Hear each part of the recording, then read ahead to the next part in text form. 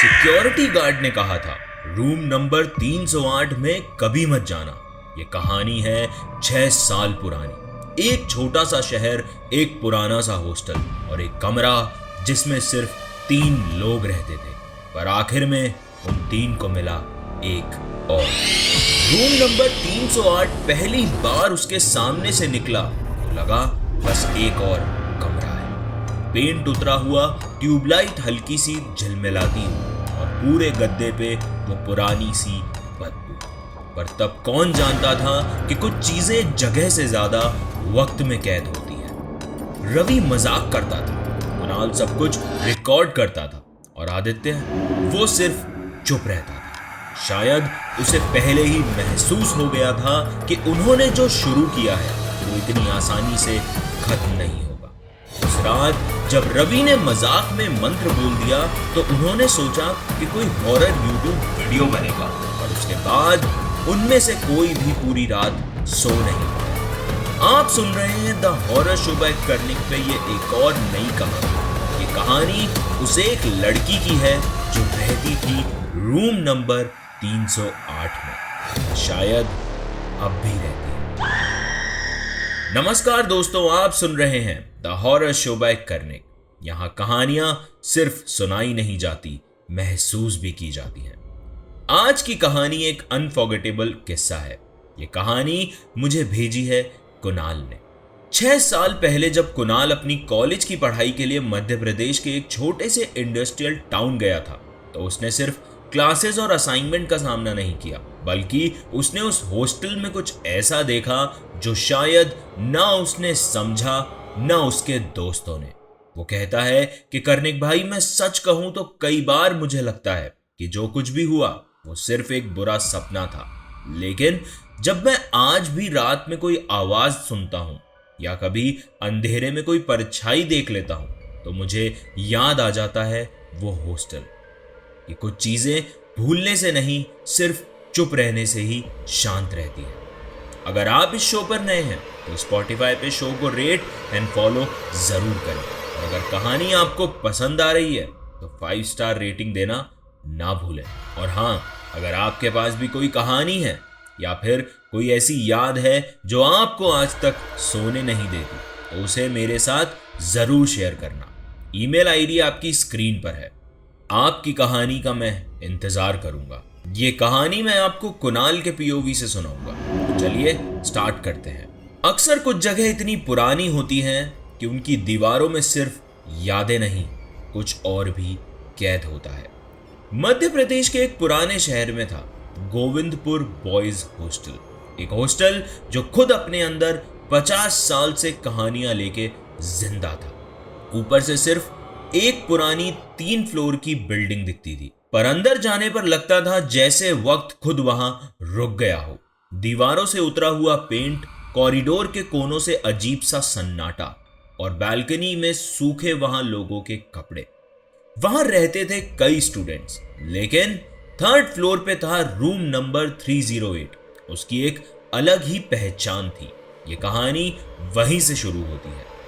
Room number 308, उसी के बगल में था रूम नंबर 307 जिसमें रहते थे 3 दोस्त, रवि, कुणाल और आदित्य। रवि तो मानो हॉस्टल की जान था। उसका काम ही था मजाक करना, लोगों को छेड़ना, प्रैंक करना, चाहे मिडनाइट मैगी बनाना हो या वॉशरूम में स्पीकर लगा के भूत की आवाज निकालना हो। रवि के बिना हॉस्टल में मस्ती अधूरी थी, लेकिन उसके मजाक कभी कभी ज्यादा हो जाते थे। कुणाल यानी कि मैं कैमरा फ्रेंडली था और हर वक्त शूट करने वाला। मेरे फोन में हर चीज का क्लिप होता था, रैगिंग से लेके कैंडल लाइट हॉरर स्टोरीज तक। मेरा सपना था एक दिन हॉरर यूट्यूब चैनल बनाना और हर रात नींद से ज्यादा मुझे फुटेज चाहिए होती थी। और हमारा तीसरा दोस्त सबसे अलग, आदित्य, शांत, स्पिरिचुअल और थोड़ा ओल्ड स्कूल टाइप्स था। वो हर सुबह 5 बजे उठकर पूजा करता, रूम में अगरबत्ती जला देता और रात को सोने से पहले एक मंत्र जपता। आदित्य को लोग हॉस्टल में पंडित जी बुलाते थे मजाक में, लेकिन उसके लिए स्पिरिचुअलिज्म एक जोक नहीं था। हम तीनों अलग थे पर दोस्ती में हम एक थे। बचपन से साथ थे, लेकिन शायद जिंदगी में हर बैलेंस किसी पॉइंट पे हिल जाता है, और वो पल उस दिन आया था जब रवि ने मजाक में कुछ ऐसा बुला लिया जो सिर्फ सुनने के लिए नहीं था। हॉस्टल की जिंदगी में कुछ चीजें फिक्स होती हैं। खाना अक्सर बेकार होता है और नींद कभी पूरी नहीं होती, और हर नए फ्रेशर को रैगिंग का डर होता है और एक इमोशनल ट्रॉमा भी होता है। तो एक दिन हम सब हॉस्टल के कॉरिडोर में खड़े थे। रवि और मैं फुल एंजॉयमेंट मोड में थे, मस्ती कर रहे थे, वैसे भी रैगिंग चल रही थी, या यूं कहें मजाक चल रहा था। और वो आदित्य वो भी था, पर वो थोड़ा दूर खड़ा था, एक दीवार के पास, एकदम चुप, जैसे ये सब उसके लिए एकदम बचपना हो।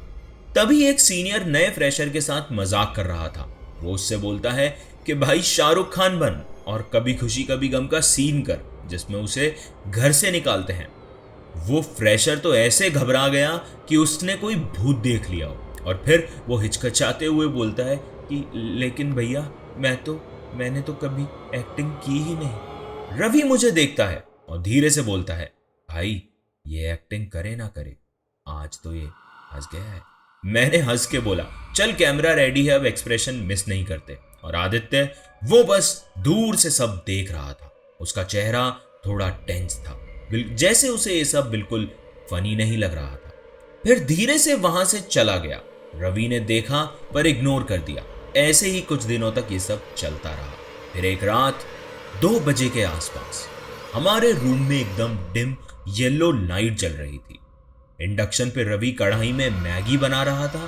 तभी रात में रवि ने एक प्रैंक सोचा। अपना ब्लूटूथ स्पीकर निकाला और उसने हॉरर क्रीपी वॉइस चला।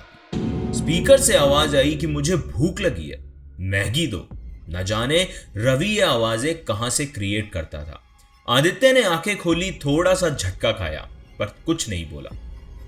रवि लिटरली हंस के गिर गया और बोला कि पंडित जी, क्या किसी आत्मा से डायरेक्ट कनेक्शन हो गया क्या? देख, उसे भी मैगी चाहिए। आदित्य ने बस मुझे देखा, एकदम ब्लैंक एक्सप्रेशंस के साथ, फिर अपनी माला को टाइट पकड़ के अपना काम करने लगा। एक रात हम सब हॉस्टल के छत पे बैठे थे। ठंडी हवा चल रही थी, एक लाइट की धीमी सी रोशनी भी थी, और बैकग्राउंड में किसी का स्पीकर बज रहा था, थोड़ा दूर डिस्टेंट पे। और हम लोग अंताक्षरी खेल रहे थे और बड़े मजे आ रहे थे उस रात को। सडनली एक हवा चलती है और वो बल्ब बुझ जाता है। सब लोग थोड़ा कंफ्यूज हो गए, कोई समझ नहीं पाया, और आदित्य वो वहीं रेलिंग के पास बैठा आसमान को देख रहा था। उसका चेहरा बिल्कुल सीरियस हो गया। रवि ने उसे बोला कि पंडित जी, आज तो बहुत गहरी सोच में हो, फुल मून नाइट है, भविष्यवाणी बताओ। और आदित्य बस चुप था, बस चांद को देख रहा था, बिल्कुल सीरियस। अगली सुबह रवि अपना टूथब्रश लेके आ रहा था और आदित्य अपना मंत्र जप रहा था। रवि ने फिर वो प्रैंक शुरू किया और स्पीकर से बोला कि भूत आया भूत। एकदम से वो लाउड साउंड पूरे कमरे में फैल गई और रूम में एक क्रीपी साइलेंस छा गया। पर तभी आदित्य ने बिना देखे बोला कि जो चीजें दिखाई नहीं देती उनका मजाक नहीं बनाना चाहिए रवि। एकदम साइलेंट हो गए थे। वो पहला मोमेंट था जो रवि और मुझे लगा था कि आदित्य जो कह रहा है उसमें थोड़ा दम है, पर क्योंकि हॉस्टल की जिंदगी में सीरियस होना कूल नहीं होता, तो उस बात को हम लोगों ने मजाक में टाल दिया। लेकिन हमें क्या पता था कि वो मजाक हमारी जिंदगी का सबसे बड़ा हादसा बनने वाला है। उस रात के बाद हॉस्टल में सब कुछ वैसा नहीं था, लेकिन फिर भी पता नहीं क्यों लगने लगा था कि कुछ तो होने वाला है, या शायद ये कहना चाहिए कि कुछ अजीब सा फील होना शुरू हो गया था। हमें उस वक्त समझ नहीं आया, पर अब सोचता हूं तो लगता है कि हॉस्टल की हवा में भी कुछ बदल रहा था। कभी कभी लगता है कि कोई हमें देख रहा है। मेरे वीडियोस में कुछ फ्रेम ग्लिच कर जाते बिना किसी वजह के। कभी रवि बोलता कि उसको रात में किसी के चलने की आवाज सुनाई देती है, पर जब देखने जाते कॉरिडोर में तो वहां कोई नहीं मिलता। हम हर चीज को मजाक में लेते रहे, लेकिन आदित्य का चेहरा थोड़ा थोड़ा बदलने लगा था, जैसे उसे सब कुछ महसूस हो रहा था। एक रात हॉस्टल के आंगन में मैं और रवि चाय पी रहे थे। हॉस्टल का पुराना चौकीदार वहां बैठा हमेशा की तरह अपना हुक्का सेक रहा था। उसकी आंखों में हमेशा एक अजीब थकान रहती थी। उस रात रवि ने मजाक मजाक में उससे पूछ लिया कि क्या कभी यहां कुछ भूत वूत देखा है आपने? चौकीदार ने पहले हंसा नहीं, रिएक्ट भी नहीं किया, सिर्फ हुक्के का एक लंबा कश लेके बोला, रूम नंबर 308 पहले लड़कियों का हॉस्टल था ये। उसी कमरे में एक लड़की ने सुसाइड किया था। मुझे लगा ये कोई पुरानी रूमर होगी, लेकिन रवि तो जैसे खुश हो गया था। उसकी आंखों में एक एक्साइटमेंट आ गया था, जैसे उसका डेयर गेम में एक नए थ्रिल का तड़का मिल गया। अगली ही सुबह उसने मुझे बोला कि इस बार डेयर गेम में असली हॉरर डालते हैं। मैं पहले हंस दिया, फिर सोचा कि हाँ, व्लॉग के लिए कंटेंट तो सॉलिड मिलेगा। उसी रात रवि अपने फोन पे कुछ हॉरर चैनल स्क्रॉल कर रहा था। उसने एक वीडियो प्ले की, टाइटल था how to invite a restless spirit, real mantra used in rituals. Video में एक बाबा टाइप आदमी था जो किसी पुराने शमशान में बैठा मंत्र बोल रहा था। रवि उस वीडियो को पॉज कर करके डायरी में मंत्र लिखे जा रहा था। मैं पहले इसे स्टंट समझ रहा था, लेकिन जब मैंने आदित्य का चेहरा देखा तो मेरे अंदर से ठंड दौड़ गई।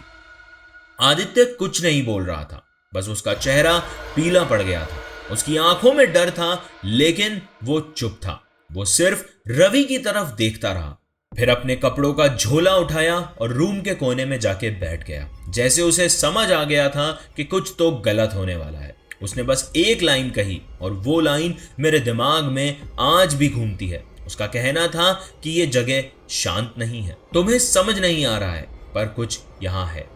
उस वक्त मैंने भी उसकी बात पे ध्यान नहीं दिया।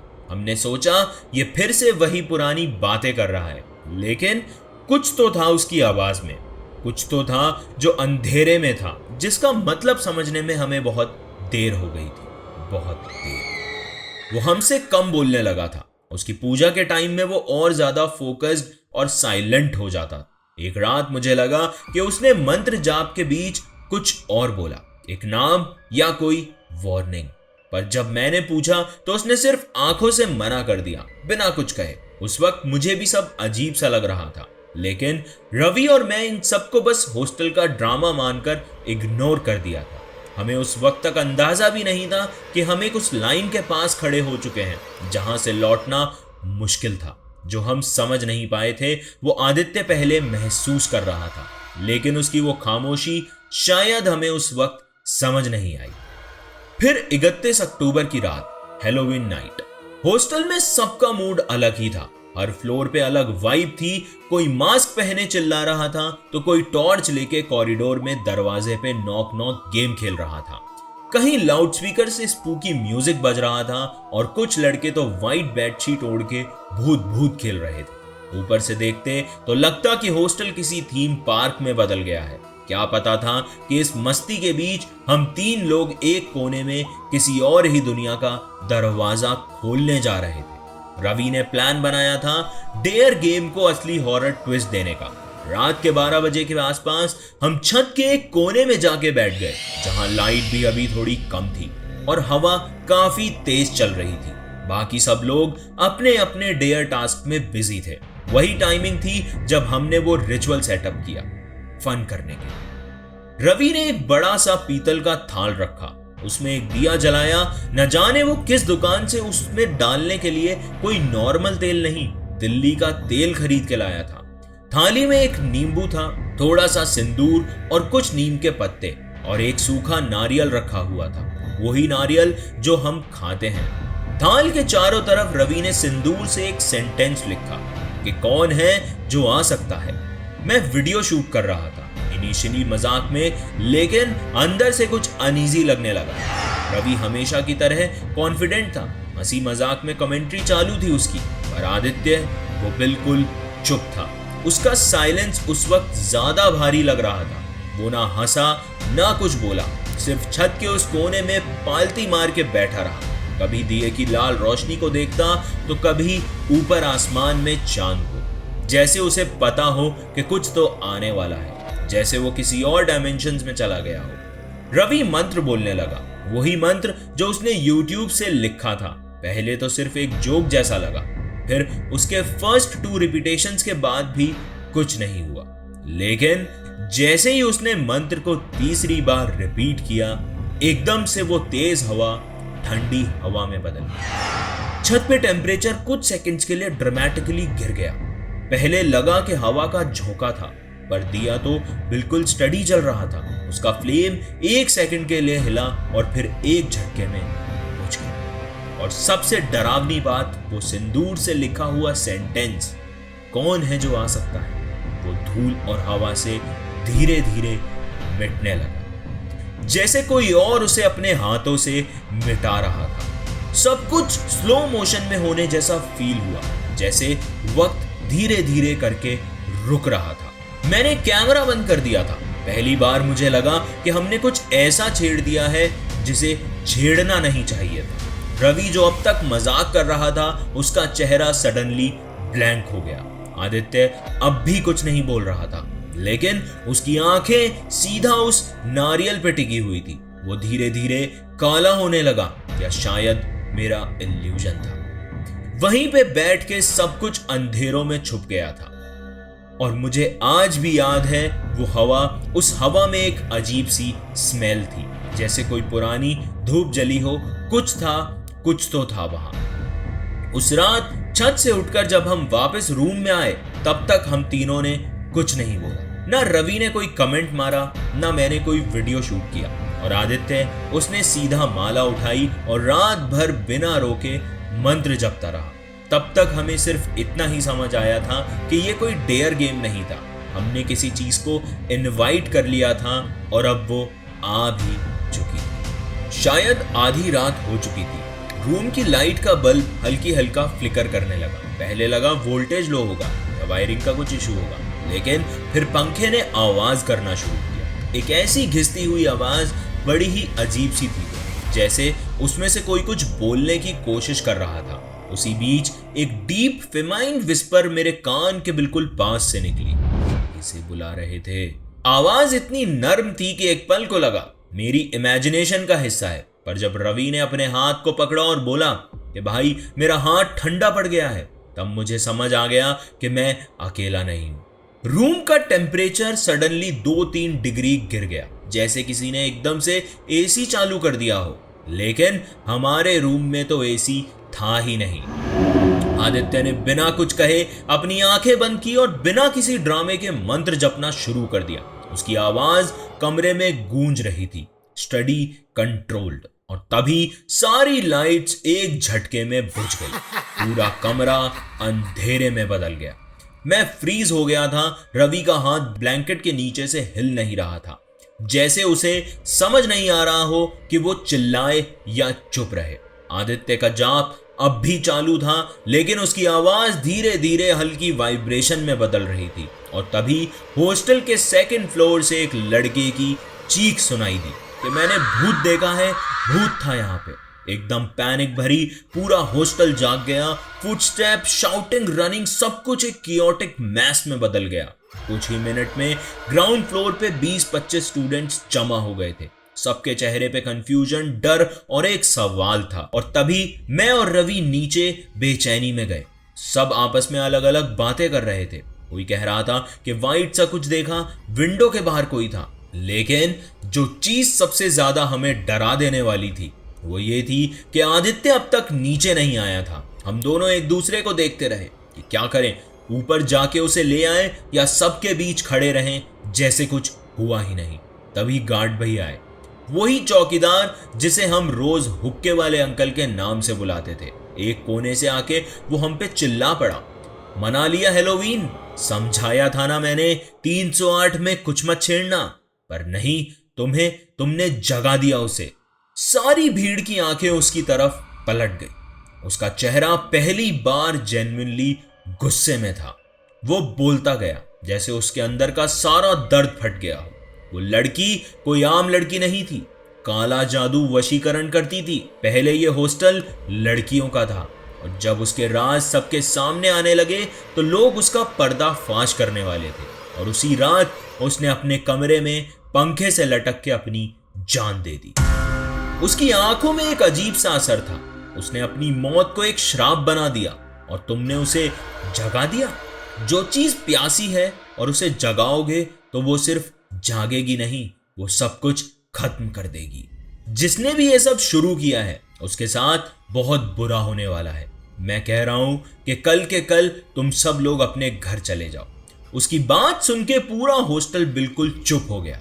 रवि की शक्ल सफेद पड़ चुकी थी। मैं बस एक जगह स्टेयर कर रहा था, ग्राउंड फ्लोर पे स्टेयर केस के ऊपर वाली आखिरी सीढ़ी पे, जहां मुझे लगा कि कोई खड़ा था, पर जब ब्लिंक किया तो कुछ भी नहीं। और उसी वक्त आदित्य वापस आता है। उसका चेहरा बिल्कुल एक्सप्रेशन लेस, उसकी आंखों में एक अजीब सी गहराई थी, जैसे कोई सपना देखकर उठाओ। उसने बस इतना कहा कि मैंने भी सुनी है उस लड़की की आवाज, तीसरी मंजिल पर, बहुत करीब थी। उस मोमेंट में मुझे और रवि दोनों को एक ही चीज समझ आ गई थी कि वो रिचुअल काम कर गया था और हमने जो बुलाया था वो वापस नहीं जाने वाला था। हम दोनों के बीच सिर्फ एक खौफ का साइलेंस था और हमने डिसाइड कर लिया था कि कल ही निकल जाएंगे। लेकिन आदित्य ने हमें देखा, एक छोटी सी हंसी से सिर्फ इतना कहा कि अब ये नहीं रुकेगी। उस रात के वो कुछ मिनट जैसे जिंदगी भर के लिए दिल और दिमाग में अटक गए थे। गार्ड भैया की वो बातें, आदित्य का वो चेहरा, उसकी आंखों की वो परछाई, सब कुछ मेरे अंदर कोई अजनबी सी ठंडक छोड़ गए थे। और हम तीनों सीधा ग्राउंड फ्लोर से अपने रूम की तरफ निकल पड़े। कोई कुछ नहीं बोल रहा था। रवि कभी अपने फोन को देख रहा था तो कभी सामने अंधेरे कॉरिडोर में घूर रहा था। मैं बस अपने कदमों की आवाज सुन रहा था और पीछे से आने वाली हवा की सरसराहट, जो आज कुछ ज्यादा ही जिंदा लगती है। तभी रवि रुका। उसके हाथ मेरे कंधे पे पड़ा, धीरे से, थोड़ा कांपता हुआ। मैं पलटा तो देखा उसकी आंखें एक जगह चिपकी हुई। वो बोला, वहां देख। उसने बस इतना कहा। मैंने उस तरफ देखा। हॉस्टल के लॉन्ड्री एरिया के पास एक पुराना टूटा हुआ शीशा था। उसके सामने कुछ था, एक परछाई, एक लड़की जैसा फिगर, स्टैटिक, फ्रोजन, लेकिन बस एक सेकंड के लिए। फिर वो गायब हो गई, जैसे कभी थी ही नहीं। मैंने बोला, रवि कुछ नहीं था वहां, लेकिन सच ये था कि वो फिगर मैंने भी देखा। उसके बाद हम तीनों बिना कुछ कहे रूम तक पहुंचे। दरवाजा बंद करते ही सब अपने बेड पर लेटे। किसी ने कुछ नहीं बोला, ना मजाक, ना कोई डिस्कशन, ना कोई किसी तरह की बात। सिर्फ एक साइलेंस भरी रात थी वो, जो रात के अंधेरे में और गहरी होती जा रही थी। मैं सोने की कोशिश करता रहा, लेकिन आंखें बंद करते ही वो चेहरा मेरे आंखों के सामने आ रहा था। घड़ी में टाइम था रात के 2:47 और तभी आदित्य जोर से चिल्लाया कि बचाओ मुझे, बचाओ, छोड़ो मुझे। उसकी आवाज से मेरी नींद खुली। मैं और रवि तुरंत उठकर उसके पास गए। आदित्य बेड की एज पे बैठा था, सांसें अटकी हुई थी उसकी, जैसे उसकी चेस्ट पे कोई इनविजिबल वेट रख दिया था। मैंने पानी का ग्लास उठाकर उसके हाथ में दिया, लेकिन उसने वो ग्लास हटा दिया, जमीन पे फेंक दिया। फिर बिना कुछ बोले वो बेड से सीधा उठकर अपनी पूजा की थाली उठाता है। उसका चेहरा मैं आज भी नहीं भूला हूं। उसकी आंखें, वो आंखें जैसे आंखें नहीं थी, उन्होंने कुछ देख लिया था।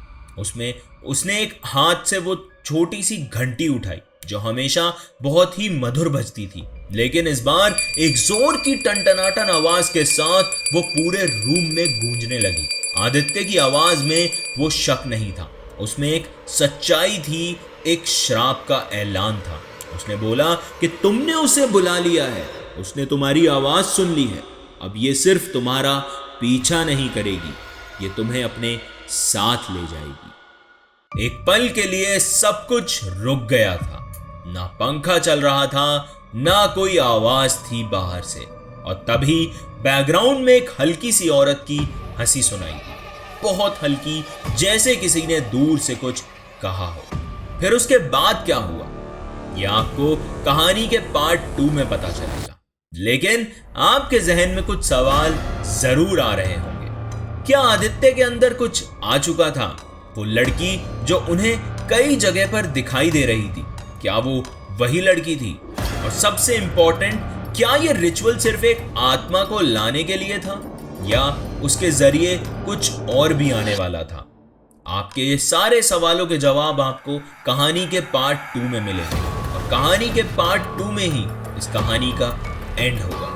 तब तक चैनल पर बने रहिए, और अगर आपके पास भी कोई कहानी है तो कोई किस्सा है तो उसे मुझे भेजना ना भूलें। और अगर आपको आज की कहानी पसंद आई है तो चैनल को सब्सक्राइब कर लें, वीडियो को लाइक करें। और आप ये कहानी स्पॉटिफाई पे सुन रहे थे तो शो को रेट एंड फॉलो जरूर करें। मैं अगले हफ्ते लौटूंगा कहानी का पार्ट 2 लेकर, तब तक इंतजार करें। धन्यवाद। आप सुन रहे थे द हॉरर शो बाय कर्म।